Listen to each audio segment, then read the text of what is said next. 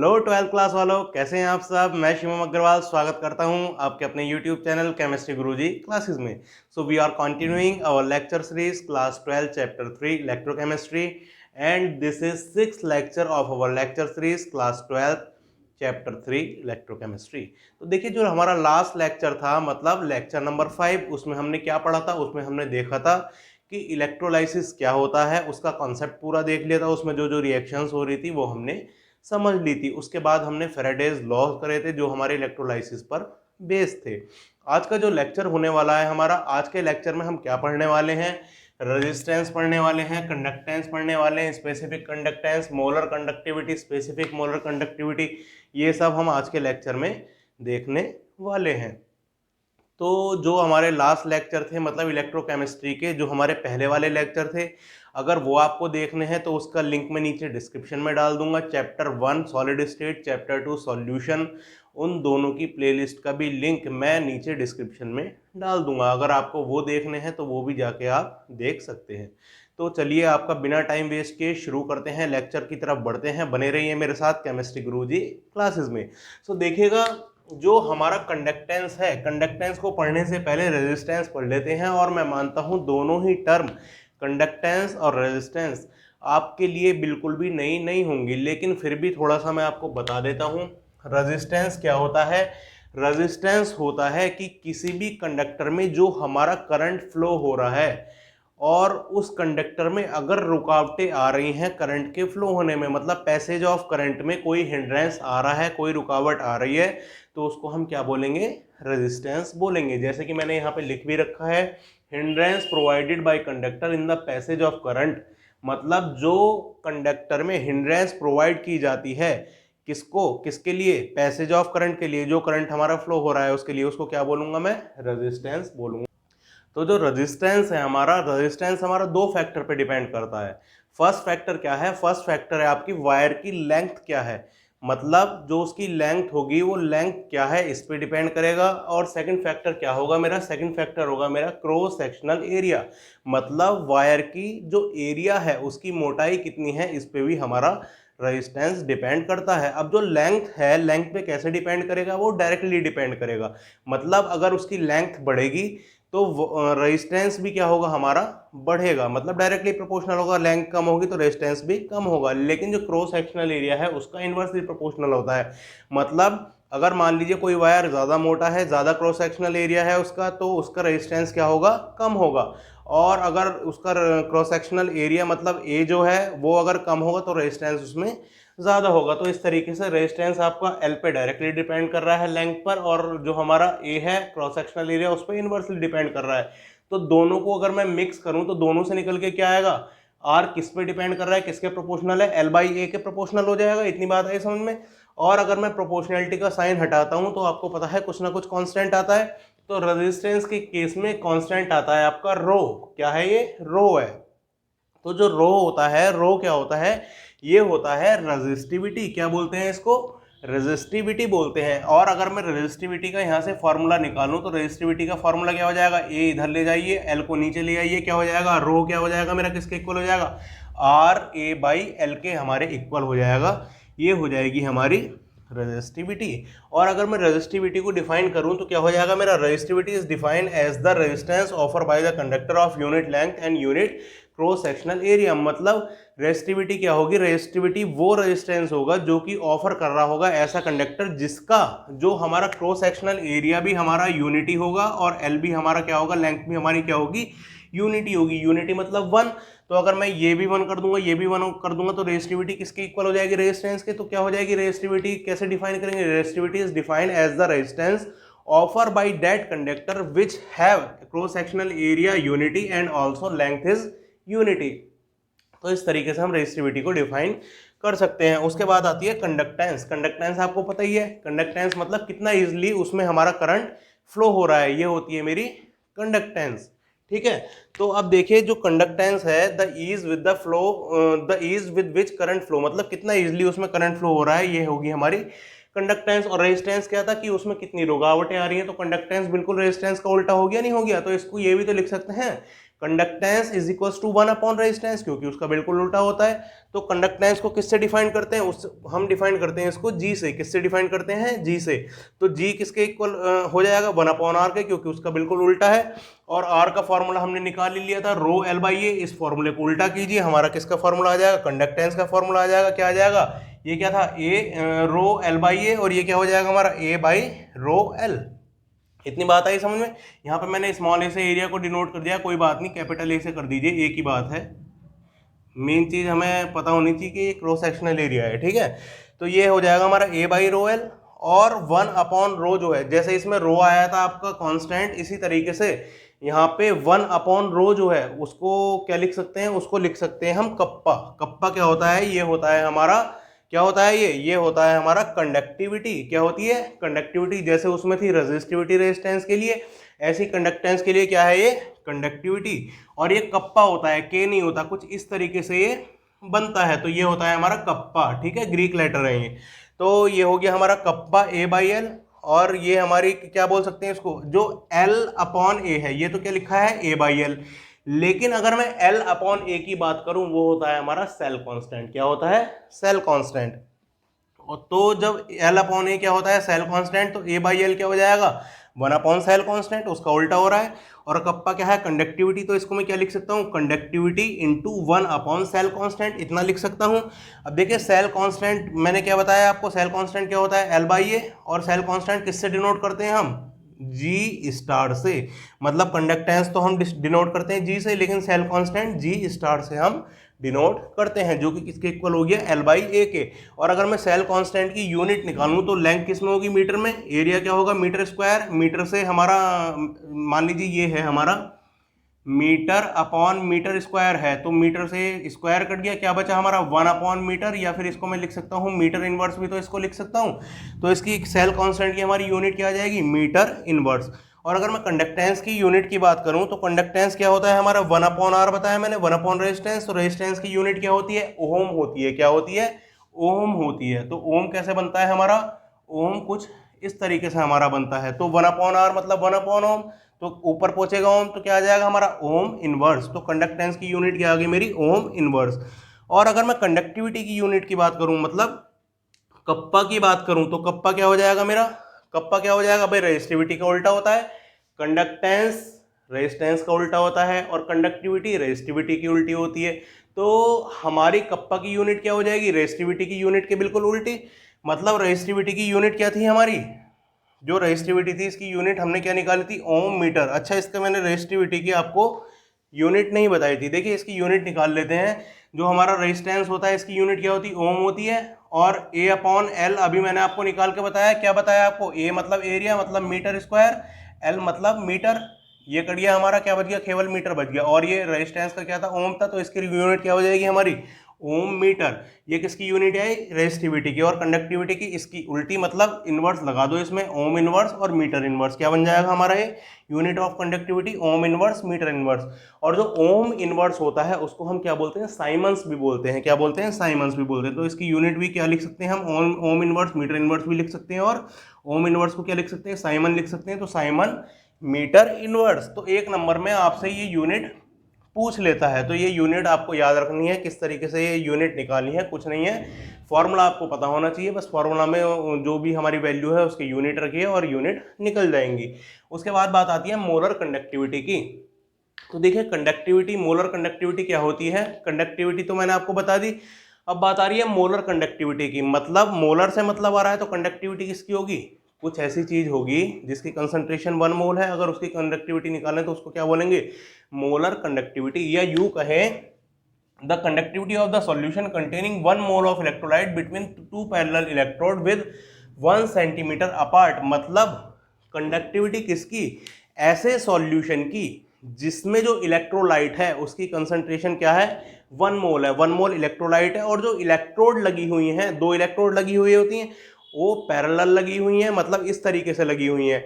और उनके बीच में जो डिस्टेंस है, इनके बीच में जो डिस्टेंस है वो कितना है, 1 सेंटीमीटर है। तो उस टाइम पे, उस कंडीशन में, उस सॉल्यूशन की जो कंडक्टिविटी होगी उसको हम क्या बोलेंगे, मोलर कंडक्टिविटी। और उसको डिनोट करते हैं हम लैम्डा से, या लैम्डा की सरफेस में m लिख देते हैं। ठीक है, ये आप कहेंगे लैम्डा तो जी ये होता है, तो लैम्डा ये भी होता है और लैम्डा ये भी होता है।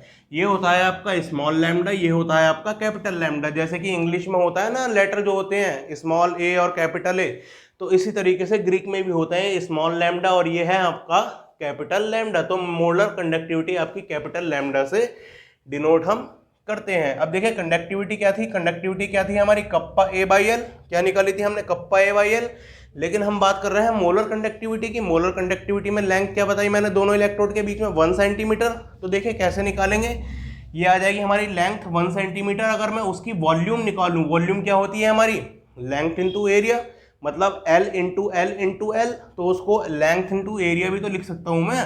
और लेंथ जो है हमारी क्या थी 1 सेंटीमीटर, तो खाली एरिया बचा, वॉल्यूम किसके इक्वल हो गया, एरिया के इक्वल हो गया। तो यहाँ पे रख दीजिए, ए की जगह क्या रख देंगे, वी रख देंगे, और एल हमारी 1 है ही, तो हमारी क्या आ जाएगी, और जी हमारी कंडक्टिविटी है, किसमें चेंज हो जाएगी, ये मोलर कंडक्टिविटी में, क्योंकि 1 सेंटीमीटर अपार्ट ले रहे हैं। तो क्या आ जाएगा, lambda M is equal to kappa into, इससे क्या बना हमारा वी, मतलब वॉल्यूम। इतनी बात आ गई समझ में। तो ये हमारा किसका फॉर्मूला बन गया, मोलर कंडक्टिविटी का। और अगर मोलर कंडक्टिविटी हम देखें, मोलर कंडक्टिविटी हमारी कंसंट्रेशन के इन्वर्सली प्रोपोर्शनल होती है। जैसे जैसे हम उसमें कंसंट्रेशन बढ़ाते हैं, मोलर कंडक्टिविटी हमारी क्या कर देती है, डिक्रीज कर जाती है। ठीक है, अब ये डिक्रीज क्यों कर जाती है, डिक्रीज इसलिए कर जाती है क्योंकि जैसे हम उसमें कंसंट्रेशन बढ़ाएंगे डाइल्यूशन बढ़ेगा। अब डाइल्यूशन बढ़ेगा तो ऑब्वियस सी बात है कि उसकी मोलर कंडक्टिविटी हमारी क्या होगी, सॉरी, जैसे हम उसकी कंसंट्रेशन बढ़ाएंगे तो उसमें डाइल्यूशन कम होगा, और जो कंडक्टिविटी होती है वो हमारी डाइल्यूशन बढ़ाने पे इंक्रीज होती है। क्यों, क्योंकि मान लीजिए हम डाइल्यूशन बढ़ा रहे हैं, जितना हम डाइल्यूशन बढ़ाते हैं उतने ज़्यादा जो आयंस होते हैं इलेक्ट्रोलाइट के, वो आयंस उसकी मोबिलिटी बढ़ने लगती है, मतलब आयंस उसकी जो स्पीड है मोबिलिटी की वो बढ़ने लगती है, जिसकी वजह से हमारी कंडक्टेंस भी बढ़ती है, और कंडक्टेंस बढ़ेगी तो हमारी कंडक्टिविटी भी बढ़ेगी, ऑब्वियस सी बात है। लेकिन अगर कंसंट्रेशन बढ़ाएंगे तो हमारी क्या होगी, मोलर कंडक्टिविटी क्या होगी, डिक्रीज होगी। क्यों, क्योंकि उसका डाइल्यूशन कम हो रहा है, उसकी मोबिलिटी क्या हो रही है, कम हो रही है, कंडक्टेंस भी कम हो रही है, जिसकी वजह से हमारी मोलर कंडक्टिविटी भी कम हो जाएगी। अगर हम लैम्डा एम को, मतलब मोलर कंडक्टिविटी को मोलरिटी की टर्म्स में देखें, तो मोलरिटी की टर्म्स में क्या हो जाएगा, लैम्डा एम, इसका फॉर्मूला होता है कप्पा इंटू 1000 अपॉन एम। कुछ नहीं, मोलरिटी का फॉर्मूला लगाइए, वॉल्यूम आपकी यही हो जाएगी, उस फॉर्मूले को इससे रिलेट कीजिए, आपका ये वाला फॉर्मूला आ जाएगा। तो मोलरिटी की टर्म्स में आपका ये वाला फॉर्मूला हो गया, ये याद करना है आपको। अगर मैं इसकी मोलर कंडक्टेंस जो है, मोलर कंडक्टिविटी जो है, इसकी अगर मैं यूनिट की बात करूं तो इसकी यूनिट क्या हो जाएगी भाई, यूनिट रख सकते हैं, कप्पा की यूनिट हमने निकाली रखी है। क्या निकाली थी, कप्पा की यूनिट, कहाँ गया हमारा कप्पा, कप्पा क्या होता है हमारा, कंडक्टिविटी, और कंडक्टिविटी की यूनिट हमने क्या निकाली थी भाई, यूनिट ऑफ कंडक्टिविटी, ये रही ओम इनवर्स मीटर इनवर्स, ये निकाली थी हमने।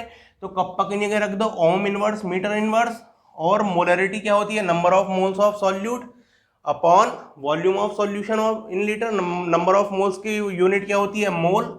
ठीक है, मोलरिटी की मोल पर लीटर, मतलब लीटर का क्या हो गया, सेंटीमीटर इनवर्स, सेंटीमीटर क्यूब भी लिख सकते हैं उसको, और मोल अपॉन सेंटीमीटर क्यूब, ये ऊपर पहुंच जाएगा, यहाँ पे क्या आ जाएगा, सेंटीमीटर क्यूब। तो ये दोनों हमारी किससे आई है, मोलरिटी से, ये कप्पा किससा है, कप्पा से आया है हमारा ओम इनवर्स सेंटीमीटर इनवर्स। इतनी बात आई समझ में।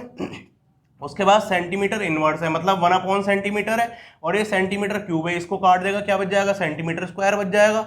इतनी बात आई समझ में। मोल ऊपर पहुंचेगा, क्या बन जाएगा, मोल इनवर्स।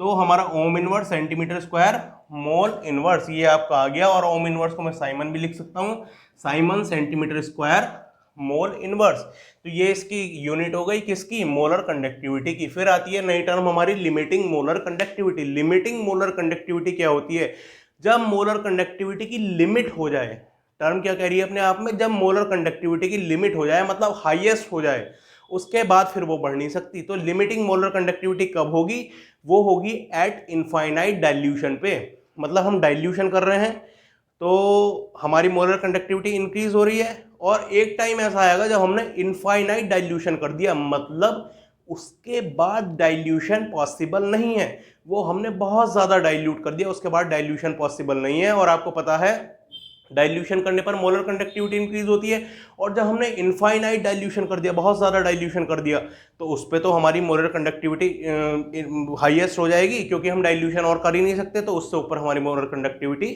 जा नहीं सकती। तो इनफाइनाइट डाइल्यूशन पर जो हमारी मोलर कंडक्टिविटी होगी उसको हम क्या बोलेंगे, लिमिटिंग मोलर कंडक्टिविटी। इतनी बात आई समझ में।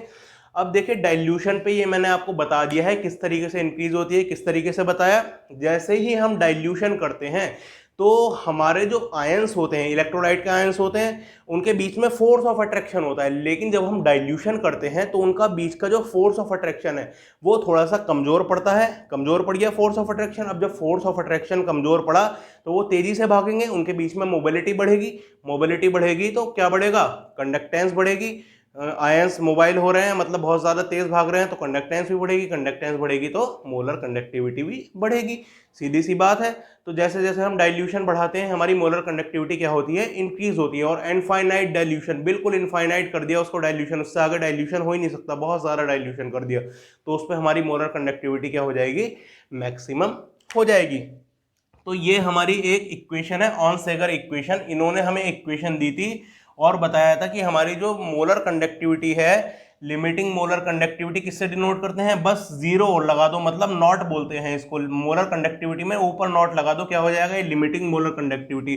तो ऑन सेगर ने हमारी कंसंट्रेशन सी क्या है, यहाँ पे कंसंट्रेशन एक क्या है हमारा, कोई कांस्टेंट है, सी हाफ ले रखा है इन्होंने। अंडर रूट कंसंट्रेशन में इन्होंने रिलेशन दिया था, concentration, molar conductivity, limiting molar conductivity, इन तीनों में ये रिलेशन दिया था। और इन्होंने बताया था कि हमारी लिमिटिंग मोलर कंडक्टिविटी किस तरीके से निकाली जा सकती है। तो इसके बेस पे हमने एक ग्राफ डिजाइन किया है। जो हमारी एक्स एक्सिस है, एक्स एक्सिस पे हमने क्या ले रखा है, सी हाफ ले रखा है, मतलब कंसंट्रेशन ले रखी है, सी की पावर हाफ ले रखा है। और जो हमारी वाई एक्सिस है, वाई एक्सिस पे हमने क्या ले रखा है, लैम्डा एम, मतलब मोलर कंडक्टिविटी ले रखी है। तो इसमें जब हमने ग्राफ ड्रॉ करा तो ये जो हमारी ब्लैक वाला लाइन आ रही है, ब्लैक वाला ग्राफ जो आ रहा है, ये हमारा है KCl का। KCl क्या होता है, हमारा स्ट्रॉन्ग इलेक्ट्रोलाइट। और ये जो हमारा ब्लू वाली लाइन आ रही है ये हमारी किसकी है, ये हमारी है CH3COOH की, जो हमारा क्या होता है, वीक इलेक्ट्रोलाइट होता है। तो दोनों का हमने इस इक्वेशन से ग्राफ ड्रॉ करा। अब देखो ये क्या बता रहा है, इधर को क्या हो रहा है, ये हमारी कंसंट्रेशन कम हो रही है 0.4 से 0.2, मतलब इधर को कम हो रही है। मैंने आपको क्या बताया कि जैसे जैसे कंसंट्रेशन कम होती है मतलब डाइल्यूशन बढ़ता है, तो हमारी क्या होती है, मोलर कंडक्टिविटी इंक्रीज होती है। तो पहले मान लीजिए मोलर कंडक्टिविटी KCl की यहाँ पे थी, हमने थोड़ा सा और डाइल्यूट करा यहाँ पे, धीरे धीरे धीरे धीरे ऐसे बढ़ती चली गई। और जब हमारी कंसंट्रेशन बहुत कम हो गई, बिल्कुल लिमिट हो गई, मतलब इनफाइनाइट डाइल्यूशन कर दिया, तो यहाँ पे जो आएगा ये हमारा, ये क्या होगा, हमारी लिमिटिंग मोलर कंडक्टिविटी, मतलब यहाँ पे ये हाईएस्ट होगी हमारी मोलर कंडक्टिविटी। इतनी बात आ गई समझ में। अगर मैं बात करूं वीक इलेक्ट्रोलाइट की, तो वीक इलेक्ट्रोलाइट की इतनी तेजी से नहीं बढ़ती जितनी हमारी KCl की बढ़ती है, फिर एक पॉइंट पे आके बहुत तेजी से ऊपर को बढ़ने लगती है। लेकिन ये इनफाइनाइट डाइल्यूशन इसमें नहीं होता, वीक इलेक्ट्रोलाइट में। इनफाइनाइट डाइल्यूशन क्यों नहीं होता भाई, स्ट्रॉन्ग इलेक्ट्रोलाइट है। स्ट्रॉन्ग इलेक्ट्रोलाइट किसको बोलते हैं, जिसके आयन पूरी तरीके से डिसोसिएट हो जाएंगे। जब डिसोसिएट हो जाएंगे तो उसमें क्या होगा, हमारा इनफाइनाइट डाइल्यूशन होता है जब पूरी तरीके से डिसोसिएट हो जाएंगे। लेकिन वीक इलेक्ट्रोलाइट क्या होता है, जिसमें आयन पूरी तरीके से डिसोसिएट नहीं होते। जब आयन पूरी तरीके से डिसोसिएट नहीं होंगे तो हमारा इनफाइनाइट डाइल्यूशन पे उसके हाईएस्ट मोलर कंडक्टिविटी कैसे होगी, तो उसमें हमारी वीक इलेक्ट्रोलाइट में लिमिटिंग मोलर कंडक्टिविटी नहीं होती है, इसमें आ जाती है हमारी स्ट्रॉन्ग इलेक्ट्रोलाइट में। तो इस तरीके से ये ग्राफ भी मैंने आपको समझा दिया है। Resistance, conductance, conductivity, resistivity, specific conductance, ये सब मैंने आपको बता दिया है। Molar conductance, limiting molar conductivity, ये सब आज के हमने क्लास में डिस्कस कर लिया है। आशा करता हूँ आपको बहुत बढ़िया तरीके से आज की क्लास का सब कुछ समझ में आया होगा। कुछ नहीं है, बस छोटी छोटी डेफिनेशन है, छोटे छोटे फॉर्मूलाज हैं, छोटे छोटे कॉन्सेप्ट हैं, ये बस आपको दिमाग में बैठाना है, थोड़ी सी प्रैक्टिस की ज़रूरत है। ये फॉर्मूलाज को बस आप एक जगह लिख लीजिए, जैसे कि मैंने आपको लास्ट वीडियो में भी बताया था। उसकी एक अलग से कॉपी बना लीजिए, ट्रिक्स की और फार्मूलाज की वो कॉपी होगी छोटी सी, उसमें सब कुछ लिख लीजिए जो कि आपके बहुत काम आएगी। और नोट्स हाथों हाथ बिल्कुल प्रिपेयर करके रखिए, जैसे जैसे लेक्चर ले रहे हैं वैसे वैसे नोट्स प्रिपेयर कीजिए, जो कि आपको बहुत फ़ायदा देके जाएंगे। तो आज के लेक्चर के लिए मैं समझता हूँ इतना ही काफ़ी है। अब जो इसमें बचा है चैप्टर में, इस चैप्टर में क्या क्या बचा है आपका, थोड़ा सा ये बता है कि अगर हमारे रेजिस्टेंस सीरीज़ में पैरेलली सीरीज़ में कनेक्टेड हो तो रेजिस्टेंस कैसे निकालते हैं, वो व्हीटस्टोन ब्रिज की मदद से निकालते हैं। वो बचा है आपका 5-10 मिनट का टॉपिक है। कॉलरास लॉ बचा है, तो ये दोनों एक ही हम वीडियो में कवर कर लेंगे। उसके बाद कुछ बैटरीज बची हैं, बैटरीज वैसे तो देखिए आपके सिलेबस में है नहीं, जैसे कि दो तरह की आपकी बैटरीज होती हैं, प्राइमरी बैटरीज, सेकेंडरी बैटरीज, ठीक है। तो उसमें हमारे कुछ एग्जाम्पल होते हैं। प्राइमरी बैटरी में जैसे ड्राई सेल आ जाता है आपका, सेकेंडरी बैटरी में आपका लेड स्टोरेज बैटरीज आ जाती है, इन्वर्टर वाली बैटरीज। तो इसमें केमिकल रिएक्शंस होती हैं, वो आपकी इंपॉर्टेंट हो जाती हैं, लेकिन वो सिलेबस से आपके ड्राई सेल और लेड स्टोरेज बैटरी दोनों बाहर हो गए हैं, तो वो हम नहीं पढ़ेंगे। थोड़ा सा आपको बेसिक आइडिया दे देंगे बैटरीज का, जिससे आपको थोड़ी सी बेसिक नॉलेज हो सके बैटरीज के बारे में। उसके बाद इसमें एक टॉपिक आता है कोरोजन, वो भी आपका सिलेबस से बाहर हो गया। कोरोजन वैसे आपके लिए नया नहीं है, लेकिन उसकी आपने रिएक्शंस नहीं पढ़ी होंगी कि किस तरीके से इलेक्ट्रोकेमिस्ट्री में वो रिएक्शन होती है, वो भी आपका एक इलेक्ट्रोकेमिस्ट्री का पार्ट है। लेकिन जब वो कोरोजन हमारे सिलेबस से बाहर हो गया है तो वो हम एक्स्ट्रा नहीं पढ़ेंगे, अपना टाइम वेस्ट नहीं करेंगे, क्योंकि हमें पढ़ना वो है जो हमारे सिलेबस में हमारे मार्क्स गेनिंग के लिए इंपॉर्टेंट हो जाता है। तो आने वाले 2 लेक्चर्स में बिल्कुल ये चैप्टर आपका खत्म हो जाएगा मेरी तरफ से, मतलब थियोरेटिकल पोर्शन इस चैप्टर का खत्म हो जाएगा, क्वेश्चंस नहीं। उसके बाद 2 लेक्चर्स के बाद आपका थर्ड लेक्चर जो आएगा वो आएगा एग्जाम डोज, जो कि आपको मैंने सॉल्यूशन और सॉलिड स्टेट का ही बना के दिया हुआ है, बिल्कुल सेम इसी तरीके से पूरे चैप्टर को मैं कंपाइल कर दूंगा आधे घंटे की वीडियो में। तो इस तरीके से आपका वो एग्जाम डोज आएगा, जो कि एग्जाम पॉइंट ऑफ व्यू से एग्जाम में बहुत एडवांटेज आपकी देखा जाएगा। और उसके बाद 3-4 लेक्चर आपके बस ये इंटेक्स क्वेश्चन और आपका मेन एक्सरसाइज के क्वेश्चन, इस तरीके से आपका ये चैप्टर खत्म हो जाएगा। तो आशा करता हूँ आपको बहुत बढ़िया तरीके से मेरे लेक्चर पसंद आ रहे होंगे, और अगर आपको मेरी वीडियोस पसंद आती हैं then do like, share and subscribe and press the bell icon so that my videos notification come to your mobile instantly. Thank you so much for watching my videos. Happy learning.